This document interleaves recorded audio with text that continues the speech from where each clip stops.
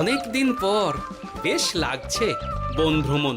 মাঝে মাঝে কাজের ফাঁকে এইসব জায়গায় এলে মন খুব ভালো লাগে। শুদ্ধ বাতাস, মাটির সোনা গন্ধ, পাখির কলতান, আহা।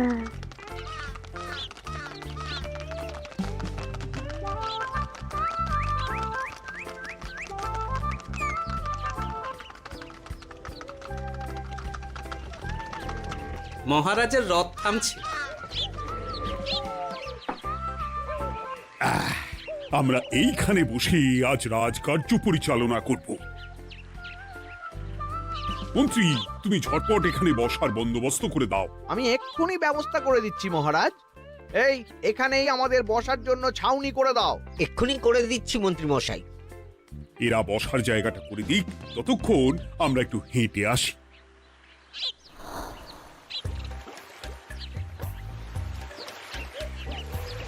সকালবেলা হাঁটা শরীরের পক্ষে খুব ভালো মহারাজ।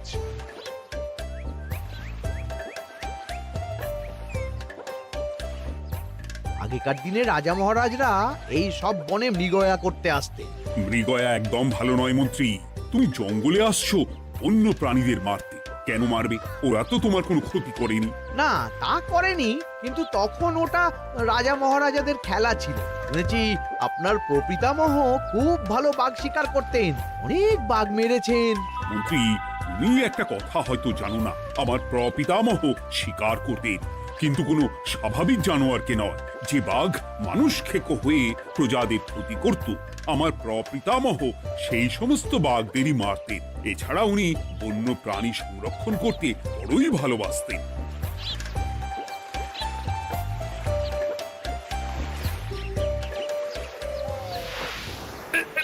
উফ, এটা আবার কি?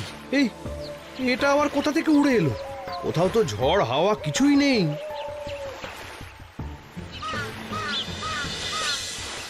একটা ধাঁধা মহারাজ, এই কাগজে লেখা। ধাঁধা? পড়ো দেখি। জোয়ার ভাটা প্রভুর খেলা, ভাটা হবে হলে বেলা। ভাটা হলেই দেখা যাবে লাল রঙের এক পাথর পাবে। নদীর ধারে গর্ত করে যত্নে সাজাই কলস ভরে। হেথায় হোথায় ছড়িয়ে যাহা, অন্ধকারে জলে তাহা। ঢুকলে চক্ষু ঝলসে যাবে, হাতের কাছে ঘন্টা পাবে। ঠিক ঘন্টা বাজলে পরে পড়বে ঝরে থরে থরে। ঘন্টা যদি হয় ভুল, যেন তুমি হারাবে কুল। ঠিক ঘন্টা চিনতে হলে নকশা দেখো চক্ষু খুলে। সিন্দুক দেওয়ালে হাত দাও, আসল ঘটনা জেনে নাও। ওরে বাবা, খুব দীর্ঘ ধাঁধা। তা মন্ত্রী, তুমি কিছু বুঝলে? এটা একটা গুপ্তধনের নকশা। এর মধ্যে গুপ্তধন কোথায় আছে তার একটা ধারণা দেওয়া আছে। গুপ্তধন? ওটা আমাকে পেতেই হবে, পেতেই হবে। দেখি দেখি, একবার কাগজটা দাও।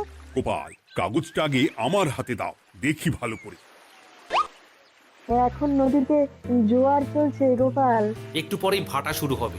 হ্যাঁ, ভাটা না হলে কিচ্ছু বোঝা যাবে না। এখানে স্পষ্ট লেখা আছে, ভাটা হলেই দেখা যাবে লাল রঙের এক পাথর পাবে। তার মানে আমাদের ভাটা হওয়া পর্যন্ত অপেক্ষা করতে হবে। না, সময় নষ্ট না করে ধাঁধাটার সমাধান করতে শুরু করি। ভাটা হলে একটা লাল রঙের পাথর দেখা যাবে, এই পর্যন্ত পরিষ্কার আছে। বুঝতে হবে ওর পর থেকে। পড়ো গোপাল, চলো আমরা সবাই বুদ্ধি লাগাই। নদীর ধারে গর্ত করে যত্নে সাজাই কলস ভরে। এটার অর্থ, ধাঁধাটা মাথায় বসিয়ে নিয়েছি, এবার কে কি বলবে সেটা শুনতে হবে। চলো গোপাল, আমরা ধাঁধা যেমন যেমন বলেছি তেমন তেমন ভাবেই চলি। চলুন মহারাজ, এখন আমাদের দেখতে হবে লাল পাথর। কোথায় আছে লাল পাথর? চলো চলো সবাই, চোখ কান খুলে আমরা নদীর পাড় ধরে হাঁটি। আমি একটু তফাতে হাঁটি। গুপ্তধন আমাকে একা পেতে হবে। ভাটা হলেই দেখা যাবে লাল রঙের এক পাথর পাবে। আমাকে চোখ কান খোলা রাখতে হবে। লাল পাথর, নদীর চড়ায় লাল পাথর দেখতে হবে। লাল পাথর, লাল পাথর। ওটা কি? তো এই তো লাল পাথর, লাল পাথর। ওরা অনেকটা এগিয়ে গেছে, ওদের আমার দিকে নজর নেই। এই সুযোগ, এই সুযোগ, একা একা গুপ্তধন নিয়ে পালাবো। আহ, এ, এ।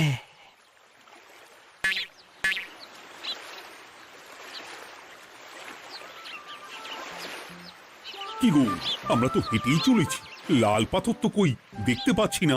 আরেকটু হাঁটতে হবে মহারাজ, গুপ্তধন বলে কথা, ওকে আর সহজে ধরা দেয়? সেটা অবশ্য সঠিক কথা। আচ্ছা, আমরা সবাই তো আসছি হেঁটে হেঁটে, মন্ত্রী মশাই গেলেন কোথায়? ও কি যে ঘটে!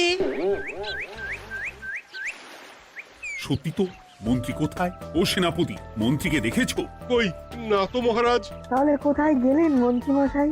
এই জঙ্গলে বাঘ ভাল্লুক আছে, শেষে কিনা বাঘে নিল। হায় হায় হায়, মন্ত্রী গিন্নির কাছে আমি কি মুখ দেখাবো?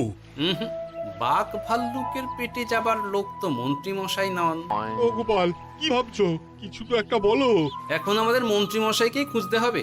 তবে মন্ত্রী মশাই বাঘ ভাল্লুকের পেটে যায়নি।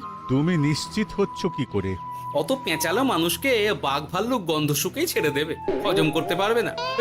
না না না, এখন রসিকতা করার সময় নয়, আমাদের মন্ত্রীকে খুঁজে বার করতেই হবে। কোথায় গেল মন্ত্রী? চলো চলো, গুপ্তধন মাথায় থাক, চলো মন্ত্রীকে খুঁজি। আহ, মন্ত্রী কোথায় গেল কে জানে। একবার পুরো ধাঁধাটা ঝালিয়ে নি। ভাটা হলেই দেখা যাবে লাল রঙের এক পাথর পাবে। ভাটা হয়েছে, লাল রঙের পাথরের মাথায় চাপ দিয়ে গুহার মুখও খুলেছি। এবার এবার নদীর ধারে গর্ত করে যত্নে সাজাই কলস ভরে। এটাই তো ঠিক বুঝতে পারছি না।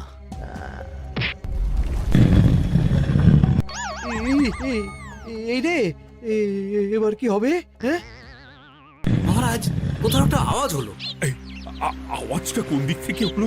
চলুন সামনে এগিয়ে যাই। আমার মনে হয় আওয়াজটা সামনের দিক থেকে এলো। আমারও তাই মনে হলো। তবে কি মন্ত্রী মশাই লাল পাথরের হদিশ পেয়ে গেছেন? আমাদের চোখে পড়লো না, অথচ মন্ত্রী মশাইয়ের চোখে পড়ে গেল। আসলে আমরা কথা বলতে বলতে গেছি, তাই নজরে পড়েনি। মন্ত্রী মশাই একা একা আমাদের পেছন পেছন আসছিলেন। উনি ইচ্ছে করেই আমাদের পেছনে পেছনে আসছিলেন। নিজে একা গুপ্তধন নিয়ে যেতে চেয়েছিলেন, এখন কোথায় আছেন কে জানে।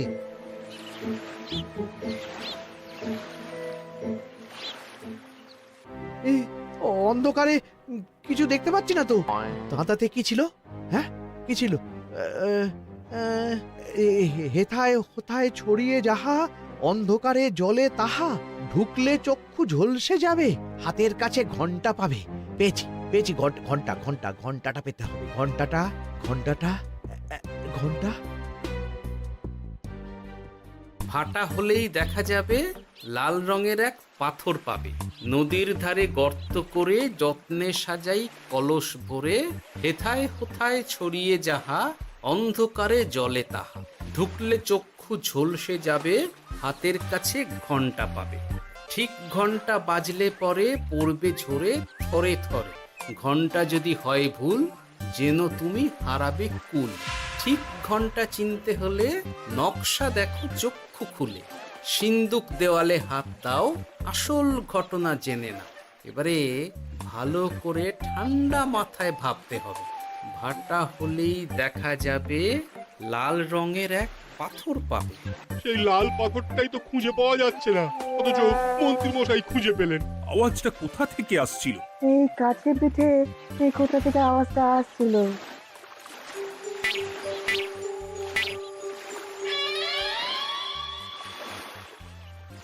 এই তো, এটাই মনে হয় সেই লাল পাথর। একটু নাড়িয়ে চাড়িয়ে দেখি তো কিছু হয় কিনা।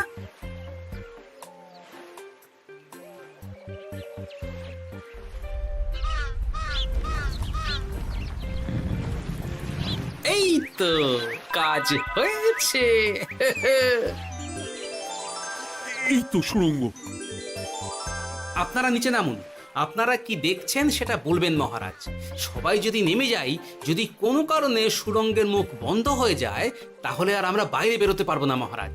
গোপাল ঠিকই বলেছে, আমরা দুজন বাইরে থাকি। মহারাজ আর একটা কথা, কোনো ঘন্টায় হাত দেবেন না, মনে আছে তো? ঘন্টা যদি হয় ভুল, যেন তুমি হারাবে কুল। ওরে বাবা, এই বয়সে আর কুল হারাতে চাই না। ঠিক আছে, তোমার কথাই অক্ষরে অক্ষরে পালন করব। দেখি এই সুরঙ্গে মন্ত্রীমশাইকে দেখতে পাই কিনা। চলুন মহারাজ, সুরঙ্গে নামি। সবাই সাবধানে নামো।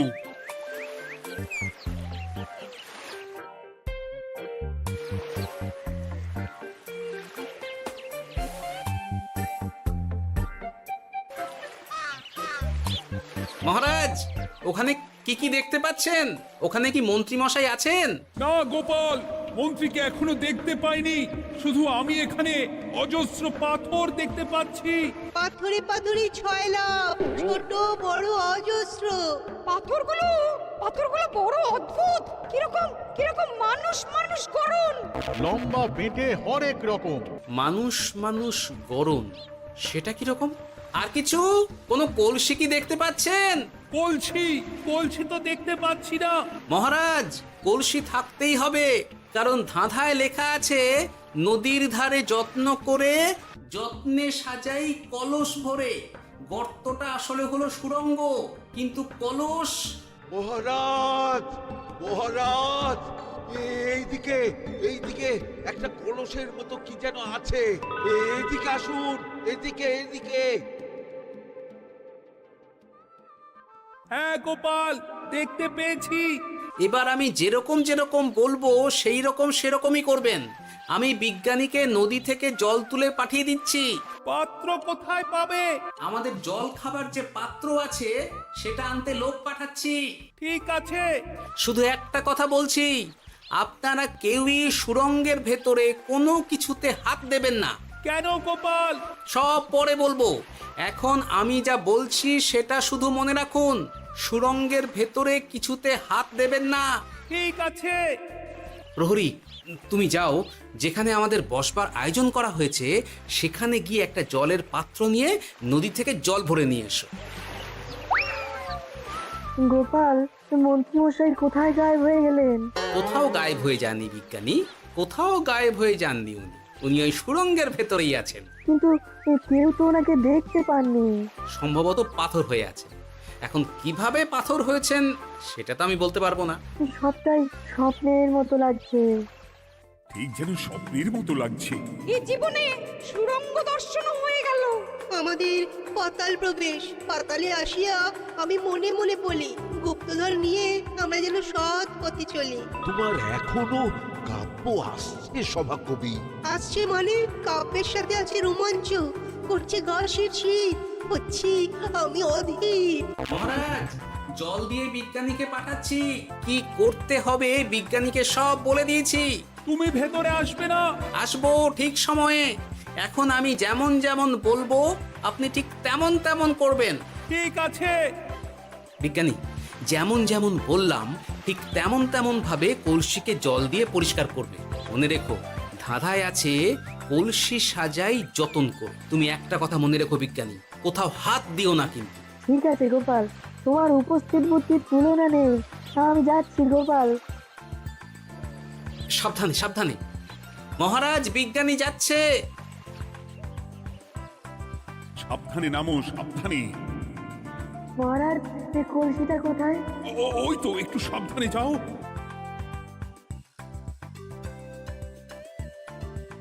বিজ্ঞানী, কলসির দেখা পেয়েছো? পেয়েছি পেয়েছি পেয়েছি। এবারে কলসিটাকে ভালো করে জল দিয়ে ধুয়ে দাও। কলসির আলোয় সুড়ঙ্গ আলোকিত গোপাল। এরপর কি? ভালো করে দেখুন মহারাজ, কোথাও ঘন্টা দেখতে পাচ্ছেন কিনা। ঘন্টা একটা তো নয়, সার সার ঘন্টা, অনেকগুলো ঘন্টা। সাবধান, ঘন্টায় হাত দেবেন না, শুধু দেখুন।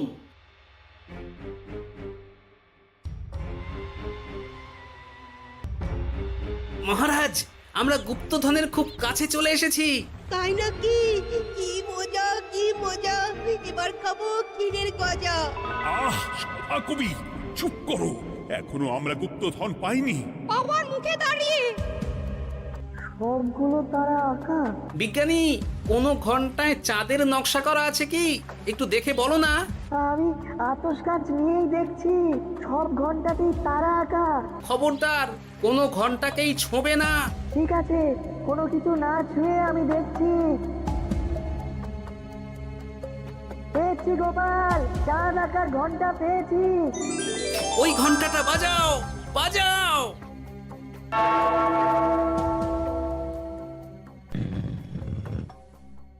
গুপ্তধন পেয়েছেন মহারাজ? বাঁচাও, বাঁচাও, বাঁচাও। বাঁচান মহারাজ, বাঁচান বিজ্ঞানী, মহারাজ, মন্ত্রীর গলা পাচ্ছ না? মহারাজ, আমি পাথর হয়ে আছি, আমাকে মানুষ করুন মহারাজ। তুমি তো মানুষই ছিলে, হঠাৎ করে পাথর হলি কেন? মহারাজ, গুপ্তধন পেয়েছেন? পেয়েছি, তার সাথে মন্ত্রীকেও পেয়েছি। মন্ত্রী এইখানে কোথাও পাথর হয়ে দাঁড়িয়ে আছে। দাঁড়ান মহারাজ, এবার আসছি। সাবধানে এসো। আমি ভেতরে যাচ্ছি, বুঝলে? যদি কোনো কারণে দেখো পাথরটা গুহার মুখটা আটকে দিয়েছে, অমনি তোমাদের কাজ হলো পাথরটাকে ছুঁয়ে ফেলা, বুঝলে? ঠিক আছে গোপাল দাদা। আমার মনে হয় বিপদ আর কিছু ঘটবে না, তবুও সাবধানের তো মান নেই। ঠিক আছে, তুমি নিশ্চিন্তে ভেতরে যাও। বাঁচাও, আমাদের বাঁচাও, আমাদের সবাইকে মানুষ করুন। আমাকে মানুষ করুন মহারাজ। আপনাকে তো মানুষ করা হবে মন্ত্রী মশাই। আগে বলুন, আপনি পাথর হলেন কি করে? ও, মনে পড়েছে, ধারার শেষ লাইন, সিন্দুক দেওয়ালে হাত দাও, আসল খবর জেনে না। সত্যি গোপাল, তুমি না থাকলে এই এত কিছু আমাদের সবার কাছে অজানাই থেকে যেত।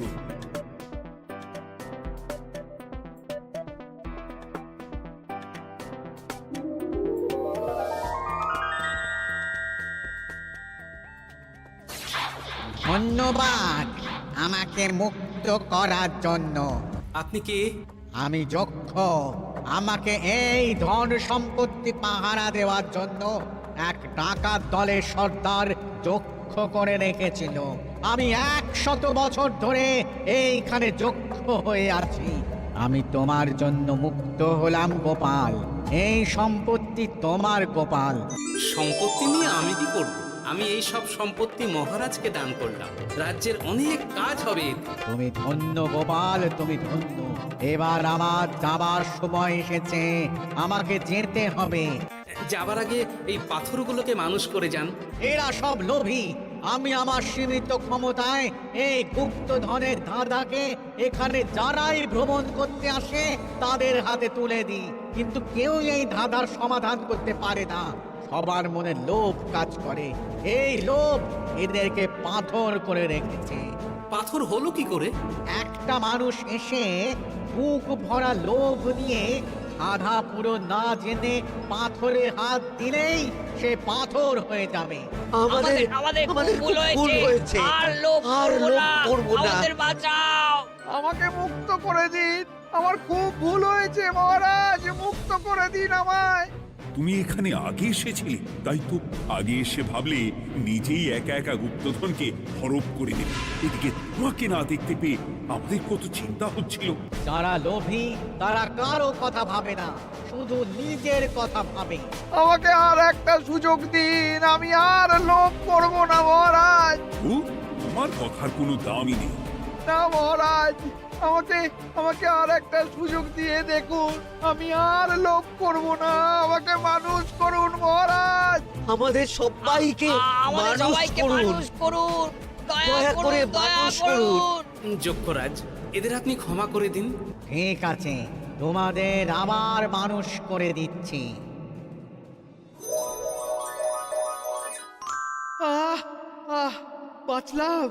বাঁচলাম। এই রকম বারবার বাঁচা যাবে না, কিন্তু এবার সাপ ব্যাং যাই হবে না কেন ওইভাবেই থাকতে হবে, এই আমি বলে দিলাম। এবার আমার মুক্তি। মুক্তি নেবার আগে আরেকটা প্রশ্ন, যে ডাকাত সর্দার তার সম্পত্তিকে রাখার জন্য আপনাকে যক্ষ বানিয়েছিল, এই সম্পত্তি তো তাদের, আমরা তো নিতে পারি না। লোভ বড় খারাপ গোপাল।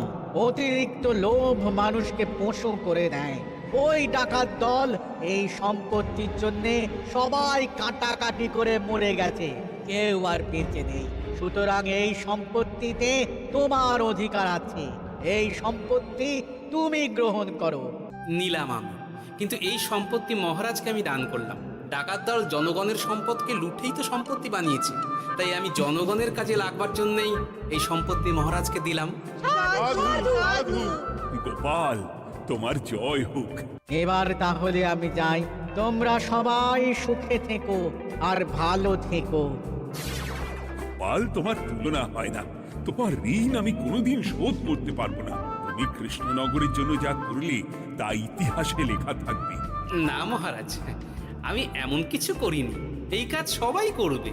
জয় গোপালের জয়, জয় গোপালের জয়, জয় কৃষ্ণনগরের জয়। জয় কৃষ্ণনগরের জয়। হাসির রাজা, জ্ঞানের রাজা, রসিক রাজা।